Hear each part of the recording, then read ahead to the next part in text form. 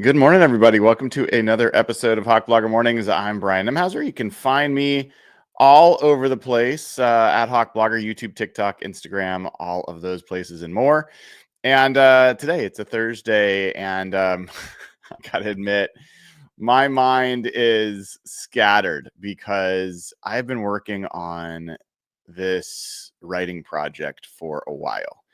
And it has taken up all of my spare cycles to do the research, to do the interviews, to figure out where it was going to be published and how to publish it and how to tell the stories that were there. And there was so much that came out of what I did in preparation that there was no way it was going to fit even in the number of articles that I wrote. So if you don't know what I'm talking about, you haven't been to hawkblogger.com. I wrote an article and published it this morning about really the transition from Pete Carroll to John Schneider and what has been a pretty masterful performance by Schneider since that moment, to take a Seahawks team that was struggling and going in the wrong direction and get it back to contention within 2 years. And so it is a mammoth set of stories that went into how the Seahawks got here. I could have tried to tell all of them, and I almost tried to tell all of them. Honestly, it's going to be worth doing a video series on this at one point, a documentary. Hopefully the Seahawks make it worth doing all those things. But it's a pretty cool story. So if you haven't checked it out, please make sure you go to hawkblogger.com, read it. I think you'll enjoy it. It is a long read, but I think you'll enjoy it. I also, before I get into sharing some of the backstories and some of the stuff that maybe I couldn't provide context for in the article, I know that there's a lot of people that are dealing with flooding and all sorts of stuff here in Seattle and maybe other places in the Northwest. We've been getting just torrential rain. I've got buddies that are stuck in their houses or, have water, overflowing from the rivers. So I really did my best. I know all of us do here that are watching the show and enjoying the show together. And hopefully things calm down here soon. But I know it's rough. It's rough. So take care of yourselves. Last little bit of note before I get into it. Tonight, 5:00 p.m. Pacific time, we have a fun Real Hawk Talk planned. We will have Evan Hill and Joe Fan will come together for the first time, and I can't remember how long. I don't even know if the two of them have ever just done a show with me before. So really looking forward to it. Last time we had Joe on, we had all sorts of technical problems. It was the one day that there was all this like AWS outages or whatever. But we will get him on, have some fun talking about Seahawks and Colts. So looking forward to seeing you guys tonight. All right. So the way I kind of started the article and the way I want to start the show is by sharing the actual, I wrote it in the article, but I want to play for you the actual audio of a moment in Pete Carroll's exit press conference, his final press conference, where he had said all these nice things about John Schneider, and like it was a very emotional press conference. None of it was, well, I'll just play it for you. But he gets to a point where he explains, I think he was asked, "Are you excited to see what John can do, in this role?" And this is what Pete Carroll said. All right. So you're going to hear it. You're not going to see him. But this was the moment where the baton was handed.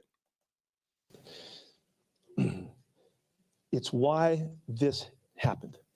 You want to know? Because I want him to have this chance. It's been 14 years. He's been sitting there waiting for his opportunity, and he deserves it. And he's great at what he does. And now he's going to find out. We'll find out, big fella. But all right. He said, this is why this happened. He said, he's going to find out. You're going to find out, big fella. and he smiled at him and he pointed. This was not a shot at John, but it was a real moment of, kind of be careful what you wish for. Like you've wanted this, you deserve it. I don't think Pete held that against him at all, but it was this friendly warning of heavy is the head that wears the crown, so to speak. And there is no air cover anymore. There's no, like, everybody, for better or for worse, considered it a Pete Carroll team. He owned the final say on football decisions. And so ultimately, Pete Carroll got the bulk of the credit and the bulk of the blame for what went on. And so John Schneider didn't have that air cover anymore. He was stepping into that role of being the head of football operations for the first time in his career at a time when the Seahawks were really going in the wrong direction. And I will show you guys some of the visuals that I included in the article. Let me put this up for you guys so you can see it as I go through it. Here we go. So this is the article up on hawkblogger.com. And this was a look. I'm going to zoom in a little bit here. This was a look at two specific numbers that were going on at the last 4 years of Pete Carroll's tenure here. And it is point differential, which you guys know well. And it went from plus 88 to negative 38 in those 4 years. Declined every single year. You also had DVOA for defense. It was a defensive-minded team. It was a defensive coach. All of those things. And this is the DVOA ranks for the defense over those 4 years. It went from 13th in 2020 to 28th in 2023. So one of the worst defenses in the league.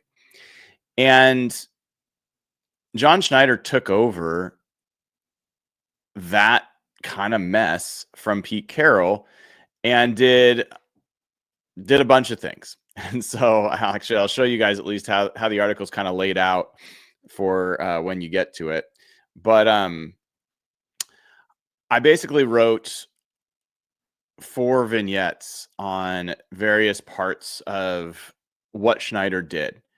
And obviously the first thing that he did was hire Mike Macdonald. And so I'm not going to go into the notes here, but I will just share this little visual of the people that were hired.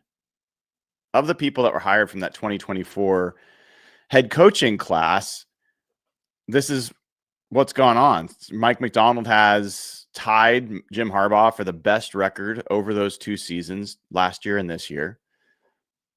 They're the only 2 coaches that have an above 500 record in that time frame. And 3 of the coaches, 3 of the 8 have already been fired. I wouldn't be surprised if we add more to that list, depending on how things go with the Falcons. Not this year, but it doesn't look like it's going the right direction. So what I did, just so you guys know, I'll back up a little bit and explain a little bit more. I talked to people throughout the Seahawks organization. I talked to John Middlecoff, who is a former scout, worked with the Eagles, and Howie Roseman, and has a lot of connections throughout the NFL. He also had interviewed John Schneider this offseason about some of the moves that he made. And then I talked to Michael Gervais, who is a performance psychologist who worked with the Seahawks from early in the Pete Carroll era up until about 2020, and still has some interaction with the team. In fact, one of the things that I'll kind of share a little bit more about is when John Schneider basically recommended him to Mike Macdonald for help in kind of growing from year 1 to year 2 as a coach, and kind of realizing the vision he had for a connected team. So The coach stuff, I mean, honestly, the other thing is you guys have been with me on this journey, so you know all the, we've gone through. I've done a show about how lucky, how fortunate it was in some ways that things went the right way for John Schneider in terms of deciding to get Mike Macdonald as his coach. It took a lot of things breaking the right way. And it included having teams like, Atlanta and Carolina and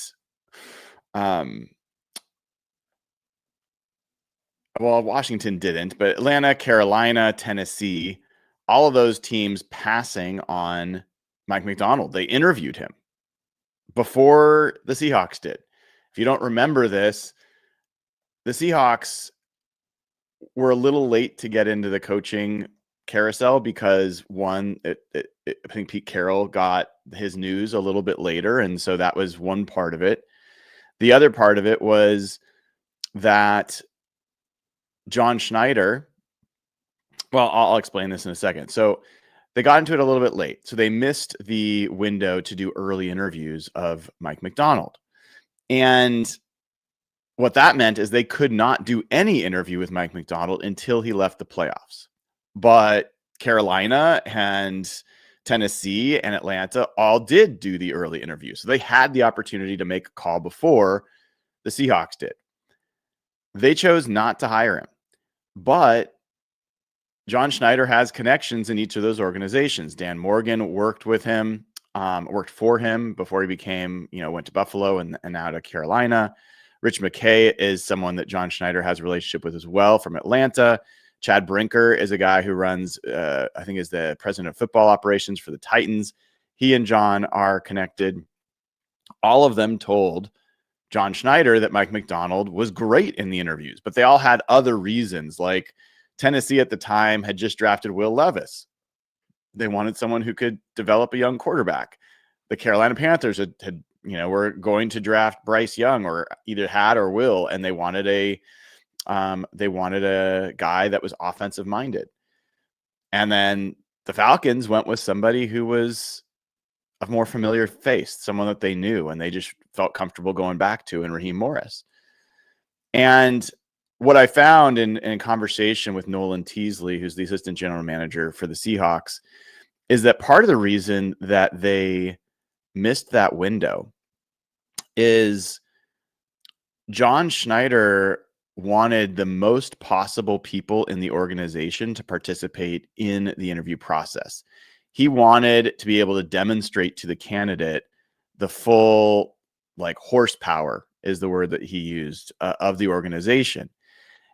And that meant there's an NFL mandated diversity training that you're required to take. And no, we're not going to get in a conversation about diversity training. Please just stay on task here. But it is a required process. And so that meant that all of these other people in the organization had to take that training. And the fact that it took a while for everyone to get through that also meant that they weren't able to do that early window. Why is that of note? To me, it's of note because it is really representative of who John Schneider is as a leader and how he goes about things. He doesn't want it to be just about him. He doesn't want it to be, him in front. He wants to bring everybody along. He wants everyone to have a say, to actually provide some input. And he also wants, in this case, the candidates to get a feel for just how great the people are in the organization, because he's proud of the culture. And so that was a cool little insight from my perspective about what went on there. But it also turned out it could have been costly, right? It could have meant that they missed out on Mike. But then even after that, the fact that they were able to, talk to Macdonald, people forget that they stopped in Detroit first to talk to Ben Johnson. Ben Johnson was the hot name. And the Seahawks did talk to him. They got on a plane because they felt like they needed to talk to Mike Macdonald. And Ben Johnson pulled himself out of any head coaching job at that point. And I don't know. There's people that will probably say, I wish, Ben Johnson's doing great in Chicago. We would have been great with Ben Johnson. And maybe. Personally, I'm pretty happy with the way things ended up. The style of team that Mike Macdonald and John Schneider are building together is exactly my favorite style of team. So I have no regrets on that. But also the fact is that when I talked to Mike Macdonald for this story as well, and he reiterated again, John was just a huge reason why he took the job. I think people forget that a lot of people do not want to move out here. They do not want to move from East Coast to West Coast up to the Northwest at that, which is, the weather, the tucked in the corner, all that kind of stuff. If you have no relationships, no family, like it's a big thing to ask of somebody, and not everybody's open to it. A big reason Mike took the job was, one, he just hit it off with John Schneider. Like they shared values, they shared communication, and everybody he knew just raved about John Schneider. There was a quote from Middlecoff. Let me pull open my notes here. And he, let me pull it up here. He says, there's probably not a guy that is more consistently highly thought of in the NFL with peers than John Schneider. People rave about how good he is in his job, and now it's like the proof's in the pudding. I mean, watch his team play. So that was Middlecoff on Schneider, and I think that's what Macdonald heard. I mean, people raved about him, and so I think people just really, for whatever reason, they kind of like, yeah, they hired Macdonald. That's a good move. That was an amazing move. Like, to go against convention, to get a defensive coach when everyone's hiring for offense, to go not get Dan Quinn, who you knew and had familiarity with. There was some question about Mike McCarthy at some point. There's other ways or options that they could have gone that would have been more familiar, more safe, would have been like aligned with what the rest of the league was doing, so you don't look like you're really taking a risk. John doesn't really seem to care about convention. I mean, this is the same guy that, pounded the table for a short quarterback and worked with Pete Carroll on drafting tall cornerbacks. And, he has gone against convention multiple times. I don't think that bothers him. And I think the Seahawks are very fortunate in that case, because a lot of people make these decisions out of fear and what's going to be safe. John just consistently does not do that. I think probably my favorite part of this series that I wrote, this collection of articles, was on the culture. And I'll start with just my general takeaway, which was a few things. John, born in Wisconsin, Midwest guy, had his parents I think his parents immigrated, or his grandparents, but I think they're relatively new to the country. His dad became a really good orthopedic surgeon, orthopedic doctor, traveled around doing all sorts of medical work. His mom was, kind of the taskmaster at home. And John talked a lot about how they instilled work ethic and faith were kind of the two things that they both really instilled, and that toughness was another thing that he kind of got from his mom. And he also was pretty vulnerable about the fact that, he wasn't necessarily a great student in school. Like, academics did not come easy to him. And so he kind of turned to sports. And the more I dove in and talked to people and started to understand, like, one of the foundational aspects of who John is, I think, is that some things didn't come easy for him, and academics wasn't easy. And so he has now grown to be a leader who will say things like, he will say things like, where is it? Nobody's smarter than anybody else. if you feel like you're smarter than anyone else, you and I are going to have a big problem working together. I think he grew up feeling like people thought they were smarter than him. And I also think his life experience was that working his ass off is what's got him where he is. So I think those things are really foundational in also his principles and his values and how he then went about picking who would be his coach. Who is Mike Macdonald? Work ethic, he's super humble, does not think he's smarter, even though he is, does not think he's smarter than anyone else. And the two of them together have that in common. And then you bring that out, you span it out to the culture that they've built and who's in that locker room. Leonard Williams, Ernest Jones, Cooper Kupp, DeMarcus Lawrence. These guys are incredible workers. JSN, like put all these people out there, Sam Darnold, and they're all humble. Like it's a really different vibe for this locker room than it was for the LOB, which was much more bombastic and like in your face. It's not that they don't have dogs on this team, but they just show up a little differently. And initially I kind of attributed that to Mike, but the more I've done research here, I really think it comes back to John, who sets the tone. Like this is part of the culture that he is instilling. And that's why he hired a coach that shared that. It's why the two of them are picking people that fit that. And honestly, it might have been part of why they were more willing to move on from some guys like Geno and DK, who maybe didn't fit that quite as perfectly. And so that was like one really strong theme that came out for me that was really really kind of cool and meaningful. The other was that John has a really what's the right word for it?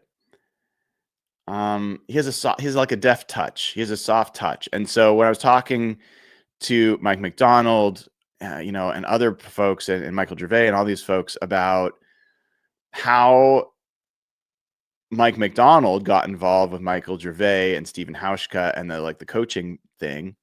And really what John did is he put it in front of Mike Macdonald.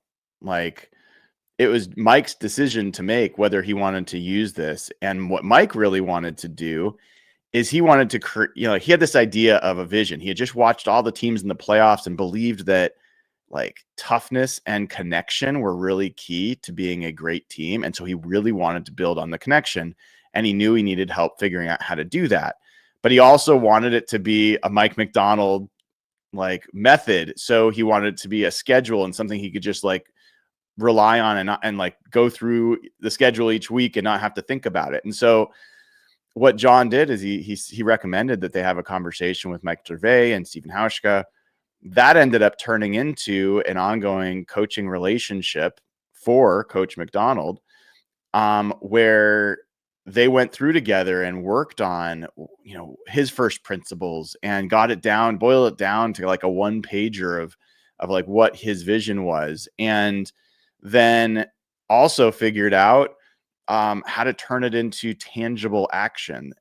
So every Thursday is kind of a culture day on the schedule. And that's where things like walk and talks came from. And if you don't know what a walk and talk is, this is this concept they had where first, before they even got to walk and talks, they did something where they all shared their why. They were sharing like what made them the people that they are, to kind of open up to the whole team. And that helped lead into these walk and talks, because part of the vision for Mike Macdonald was that the connection had to pierce the boundaries of offense and defense and special teams and wide receivers versus offensive linemen versus cornerbacks. Like we wanted it to be across the board. And so walk and talks were a collection of like 5 people, no more than 5 people. They would be given a topic, and they still are. They still go on. And they would just take a walk along the water talking about the topic. And they didn't have to report back, or there was nothing. It was just literally, here's a prompt. Here's something to think about. Go for a walk. And this is where things like Jaron Reed and Michael Dixon became buddies out of this and kind of learn things about themselves. And you've got these just different guys that now have got connected. And part of what was really cool in hearing about where that all started, right, was this notion. There's this, let me get this quote right, because I think this was really, really key to bringing it home. So Michael Gervais said, yeah, part of the idea is that when you know each other, you're more likely to have each other's backs in a difficult moment, in a challenging moment. And that's what makes a great team full of great teammates.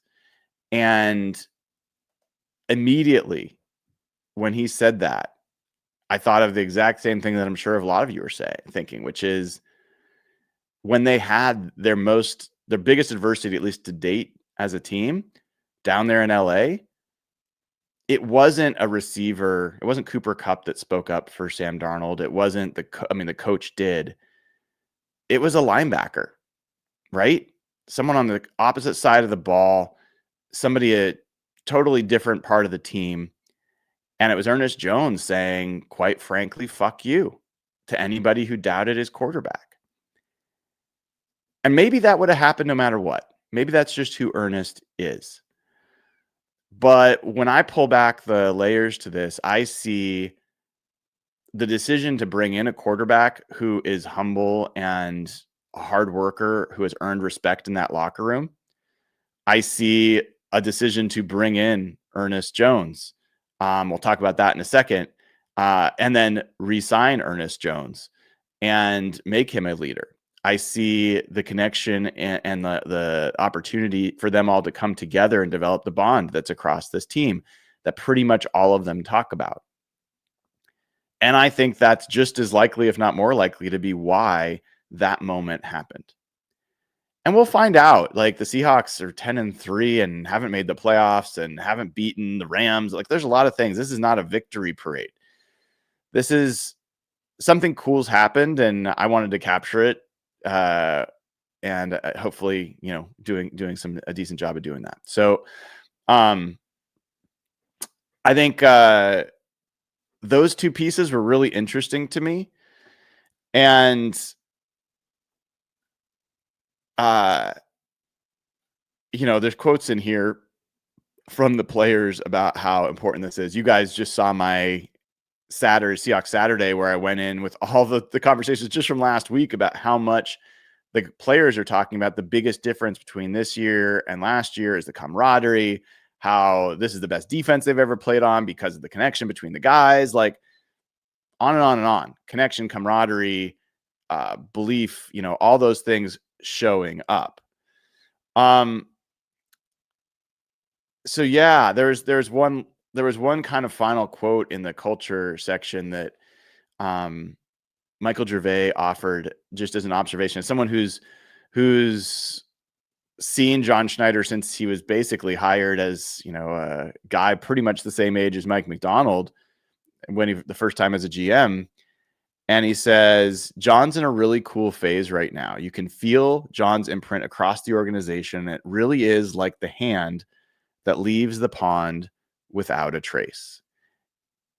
And I thought that really captured John's leadership style well. What I got from Nolan Teasley and Matt Berry and other guys in the organization that have worked with John is he does everything in a group way. He just doesn't stand out. There was a really cool example of this, didn't make it into the article, but when they're working on scouting, John, first of all, he calls that studying, which is interesting.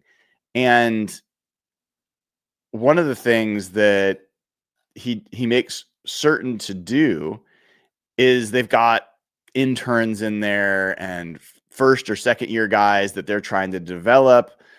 And so this is what he said. This is what he said about how intentional he is about showing up in those situations. He says, this is a very humbling industry. When we're all in there studying together, which again, I think is a cool way to put it, identifying talent, and we have an intern or a first or second year person that we are developing, and I say, look, I was at the school in October studying, watching this player, and I screwed it up. I don't have this right. That has this calming effect. They realize it's okay to challenge me. And so he's very intentional about, even to the lowest levels of his organization, making sure it's clear that he doesn't know everything and that people should bring up, if they see things differently, that he wants to hear it. And another piece that kind of speaks to this, and also just the way he's kept his feet on the ground, came from Middlecoff. This also didn't make the article, but he talked about that most of the GMs nowadays tend to be like corporate CEOs. Even the guys that came up in scouting, like John Schneider. But now they're in the office all the time, and they kind of get away from the roots of going to schools and scouting. And he's talked about that over the last 2 decades, he has gotten so many selfies from buddies, from scouting buddies, at a college football game with John Schneider. You know, whether he's watching Will Levis at Kentucky or he's at Oregon or somewhere else. And Middlecoff said, like, that's not normal. And the fact that no one's holding him to do that, he's choosing to do that, is, I think, a really cool reflection on kind of how John goes about it. Middlecoff also connected that directly to, you know, things that even didn't happen. This is Middlecoff's words. He said, I mean, let's face it. He would have traded Russell Wilson and taken Josh Allen if it was up to him. So that's the perception outside. That might be true. All indications are that Pete was the person who was very reluctant to move on from Russell. But I think there's a lot of respect around the league for the fact that John has not lost his fastball as a scout and a talent identifier. And that might be like his best attribute, because I think Mike McDonald is also an example of John identifying talent. And the other thing that John's talked about is it's not just players and it's not just coaches.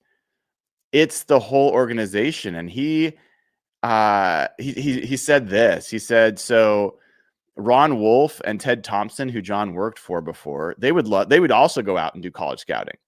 And he said, so I was in the office with Coach Holmgren and all his coaches and the trainers and the doctors, and I was just naturally around. I didn't know any different.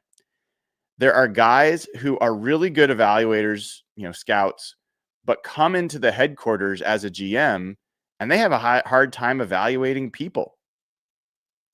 I thought that was a really fascinating insight in terms of how John takes a lot of pride, not just in knowing football players, but knowing every single person. This is part of why he's always bringing up Eric Kennedy, EK, and the guys in the cafeteria, and Connie Kate, and all the people that work in the organization that John takes the time to know and evaluate. So I thought that was really cool. I thought generally, like, the culture stuff to me was one of the more interesting pieces. And then you get into the quarterback decision. Obviously, I think we know this one pretty well, so I'm not going to go deep on all of this since we've already talked about it. But there was a pretty fascinating insight I found based off of some research. I'm going to talk to you about that in a second. Before I do, let's get to some super chats and also a couple other things here. Corey Hickok, who's been a member for 20 months, which is amazing, says, Brian, I just finished the article and wanted to give you your flowers. It's a fantastic piece of writing and makes me even more excited about the journey we are on this season. Man, thank you, Corey. I really, really do appreciate it.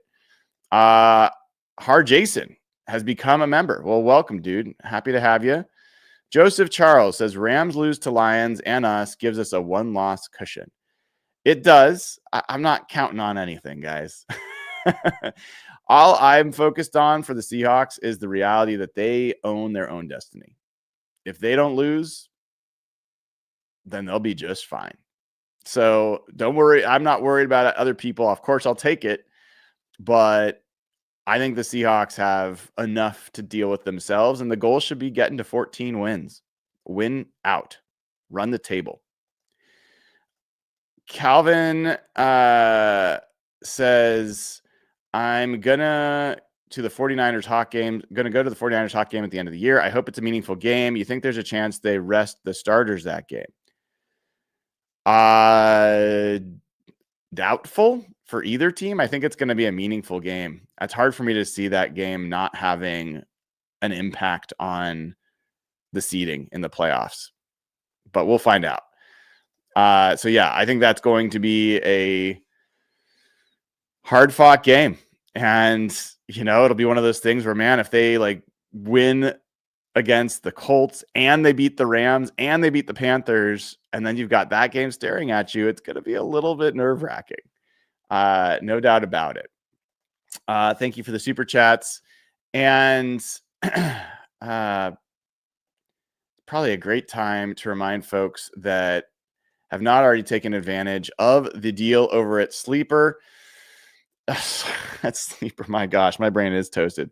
SimplySeattle.com is what I meant to say. SimplySeattle.com. Use code HawkBlogger15. Not only gets you 15% off, but 5% of your purchase price will go directly to the Fred Hutch Cancer Center's fund that helps people who need transportation or other things to help when they're fighting for their lives.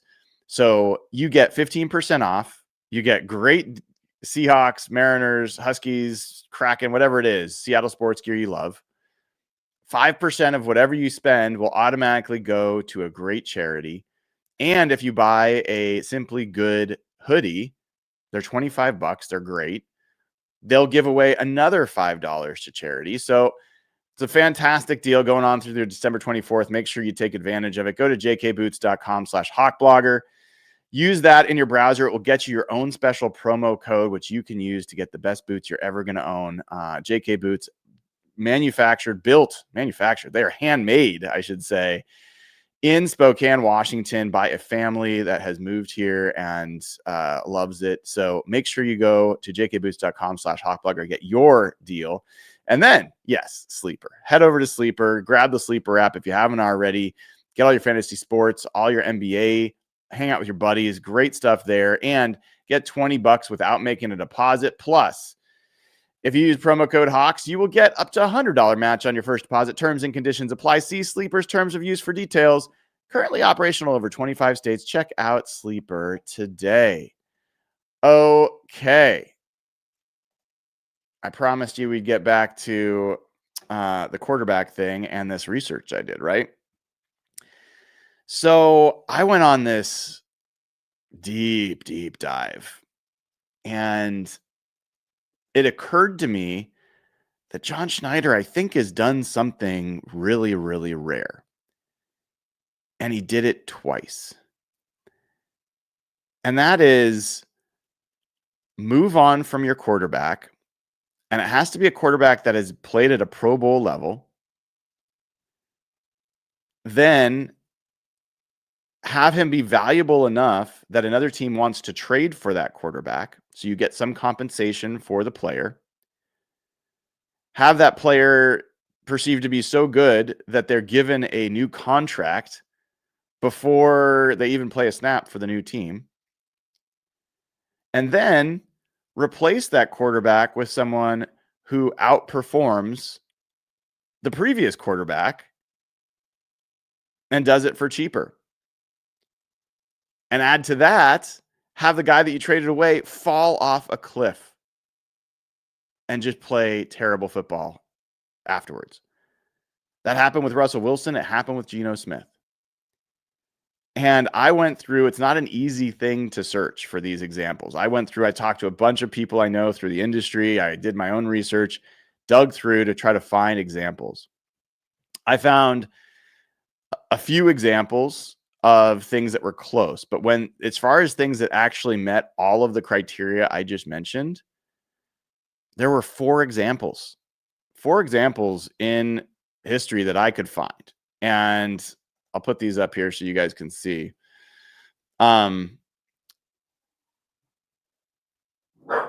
This is Finn's getting excited. This is the example with obviously Russell Wilson and to Geno Smith on one. Here, let me let Finn out of here. One sec, guys.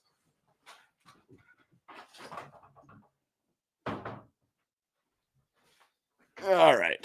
So you see the Russell Wilson to Geno Smith move, and then the Geno Smith to Sam Darnold move, right? And then the next two that kind of qualified was Donovan McNabb with the Eagles being traded to the Commanders, right, the Redskins at the time, and absolutely fallen off a cliff with the Commanders. Then Michael Vick stepped up, and he was fantastic in 2010, the year after trading away McNabb.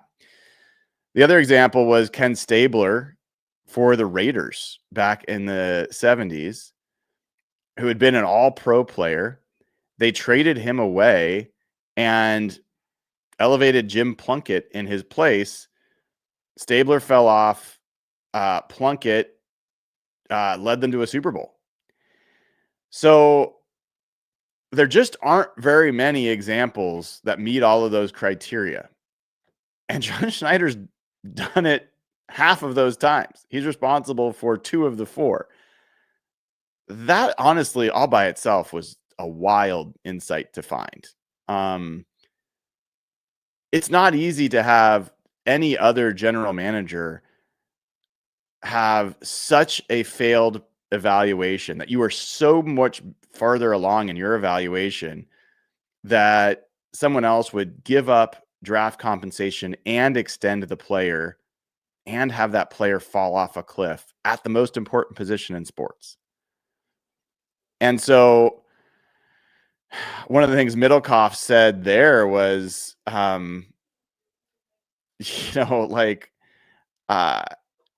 he talked about how Bill Walsh would talk that said that there's a really small percentage of people that have any clue what they're doing about when they're evaluating a quarterback. It's pretty clear by John Schneider's track record that he knows what he's doing at that spot.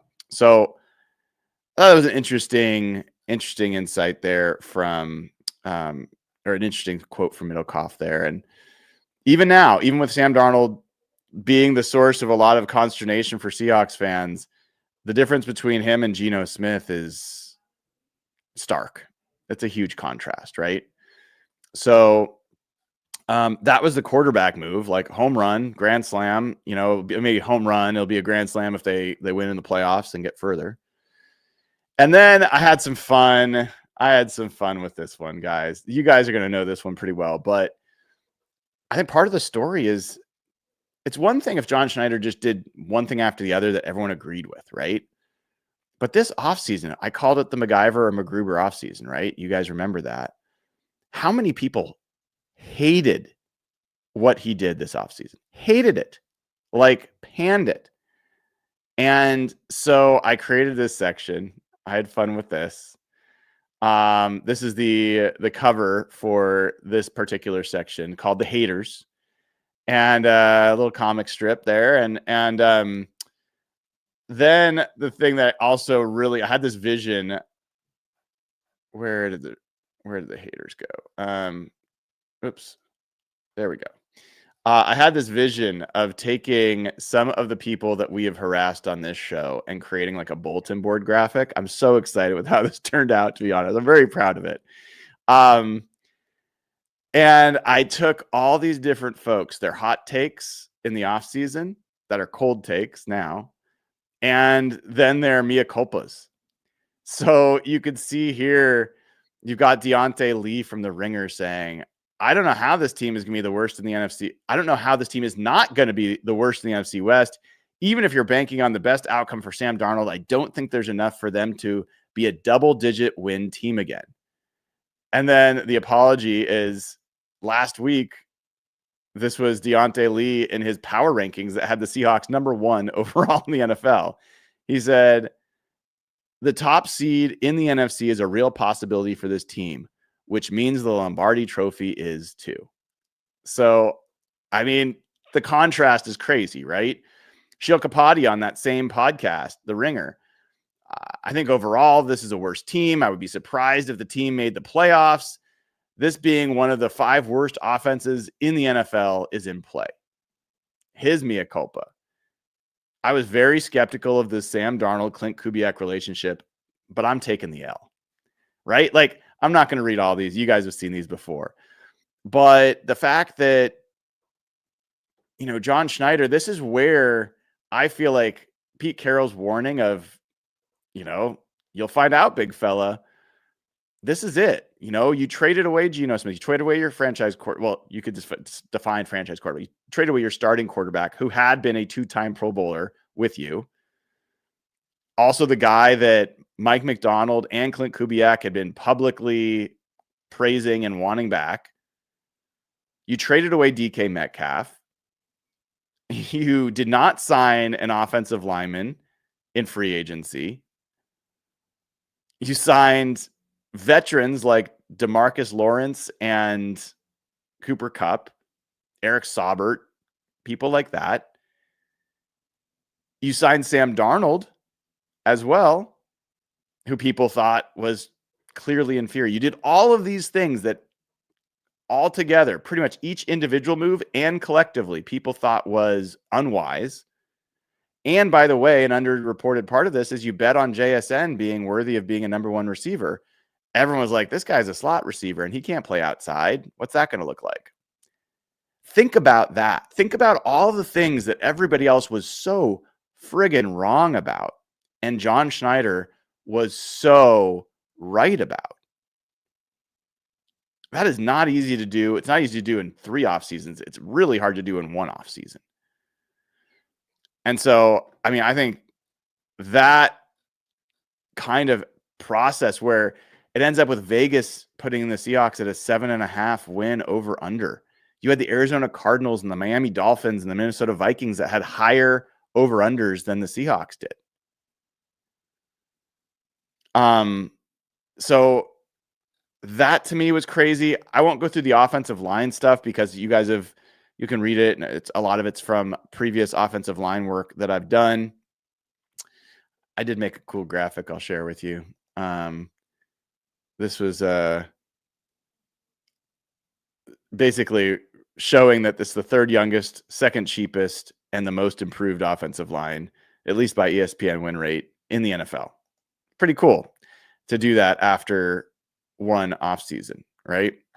The other thing that I think is underrated about his offseason is the deal, like re-signing Ernest Jones and Jaron Reed.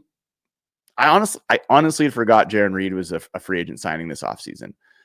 But Ernest Jones is a huge get. And they got him for 3 years, $28.5 million. Like a crazy, crazy deal for what is, I think, a Pro Bowl level linebacker. And then another small piece, and I could have gone deeper on this, but think about this again. Think about that John Schneider, the fact that a lot of GMs have egos with the moves that they make and they want to prove themselves right. Last offseason, they signed Jerome Baker and Tyrell Dodson. Mike McDonald comes in, and he's pretty clear pretty fast that those guys aren't going to be the fit. John Schneider could have tried to convince him otherwise. He deals them that offseason. They get Ernest Jones. If that move doesn't happen, if both of those moves don't happen, how much further away would we be from the Seahawks defense we're seeing now? That gained them at least a half a year of developing because they were able to see that, okay, Ernest Jones is a good fit here. Ernest Jones was able to see, yep, I want to be here. And they, as a collective defense, were able to start learning how to play together for the last half of last year. If that hadn't happened, if John Schneider had been too stubborn about the moves he had already made, the sunk cost fallacy, so to speak, they would have gone into this offseason looking for an inside linebacker. Ernest Jones wouldn't have known them from anyone. In fact, he hated the Seahawks. Remember, he said that when he got traded here. It was going to be an adjustment to be a Seahawk. The chance that he would be willing to go there like openly without having to be forced to go there via trade, I don't think are very good. And so you would have gone into this year very likely without Ernest Jones as your starting linebacker, and who knows who would have been.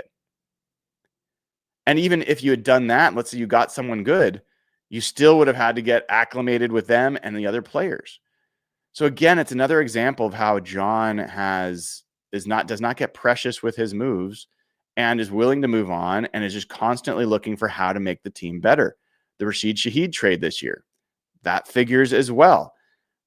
I talked to the guys in the organization. They were having conversations about that trade before they played the Saints in week, what was that, 3? So like this was something they had been thinking about and working on for a while and then executed it. And I think we've already seen him really help with one game. You could say he was, if not the biggest reason, one of the biggest reasons they won this last game and really turned things around in the second half. But I think he's going to do a lot more than that. And then the draft, which I don't think I have to sell you guys on the draft. I mean, Gray Zabel, Nicky Manwari, they've at least been mentioned as offensive and defensive rookies of the year. Doesn't mean they're both going to win or either is going to win, but that's the level of player that they drafted with their first 2 picks. Elijah Arroyo, Torrey Horton, Jalen Milroe, Bryce Cabledew, Robbie Oots, Mason Richmond, they all make the 53. And then you got Ricky White on the practice squad, Riley Mills, who is practicing to hopefully come back. We'll find out if that happens this week. But it's a stellar draft. And that doesn't include the undrafted free agents who we'll see more of another time, but like Jared Ivey and Connor O'Toole and Chris Paul Jr. now that they got from the Rams. Like there's a lot of rookie talent that they got this year that I think is going to serve them well for years to come. So there's obviously a ton. I mean, I really enjoyed kind of pulling this all together. I also was super stressed out about it, to be honest. I was having conversations with different publications about maybe publishing it in a larger, off my site, somewhere more established, I guess.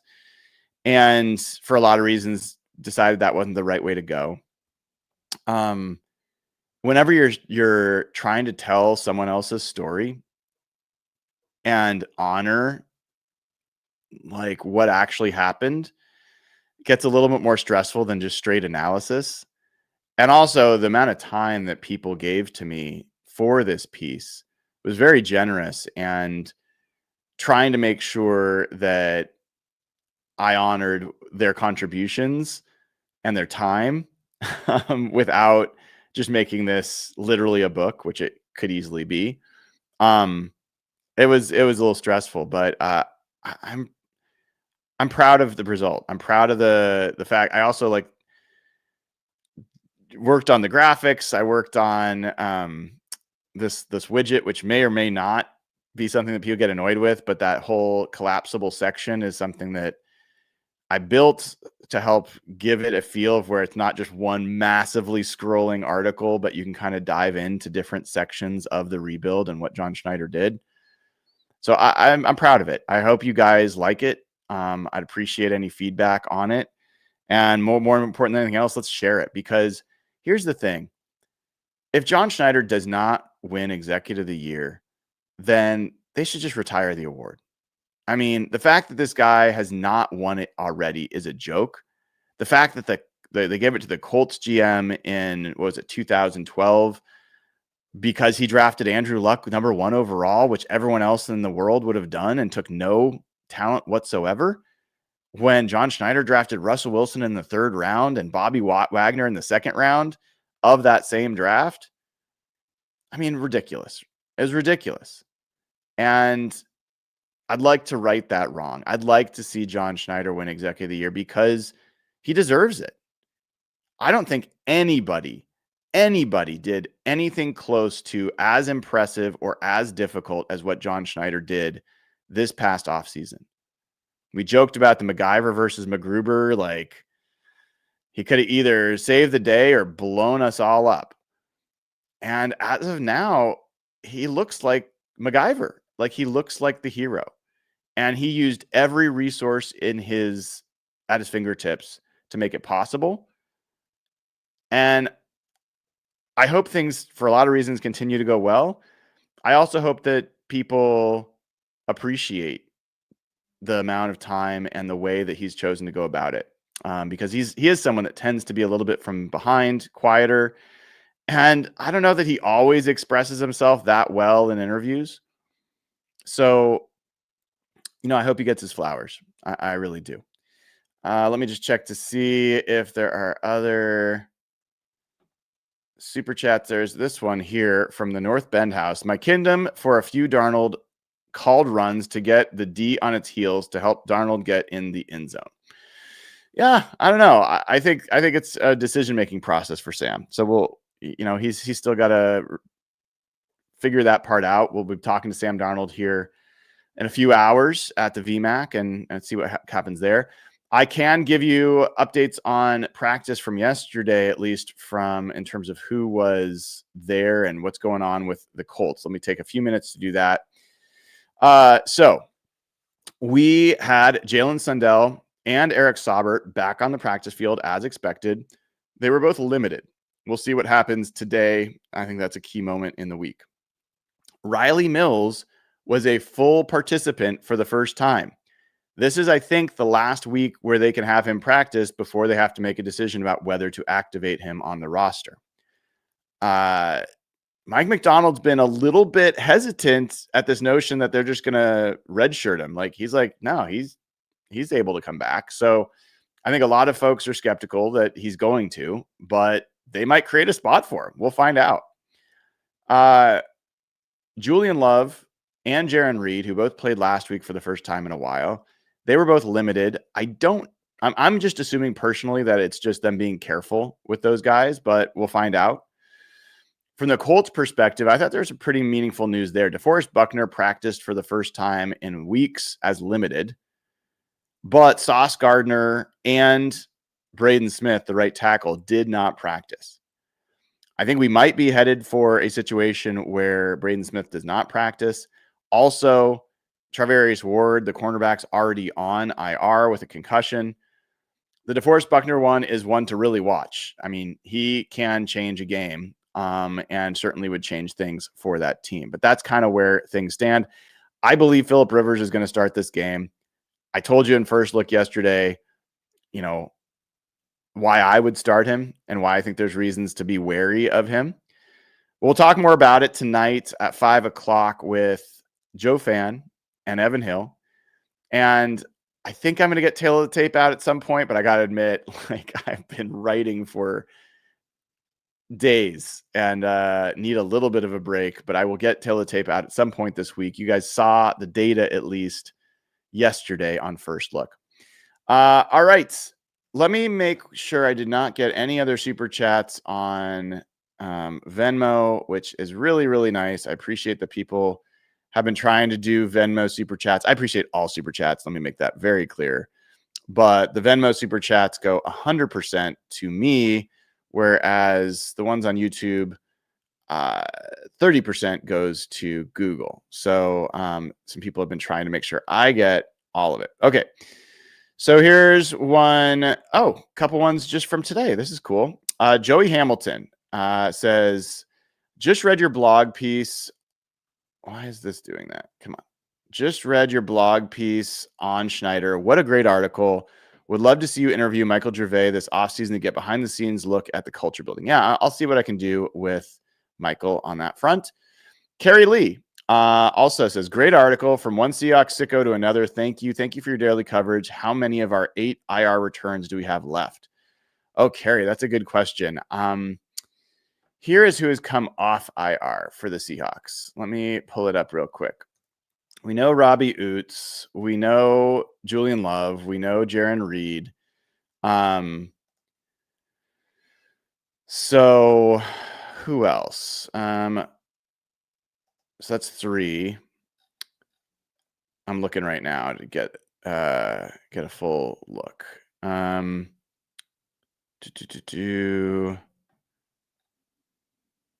Yeah. So that's 3 that I can find really quickly. The Seahawks still have Derek Young, Jalen Sundell, Eric Saubert, Torrey Horton. That's 4 more. That would get you to 7.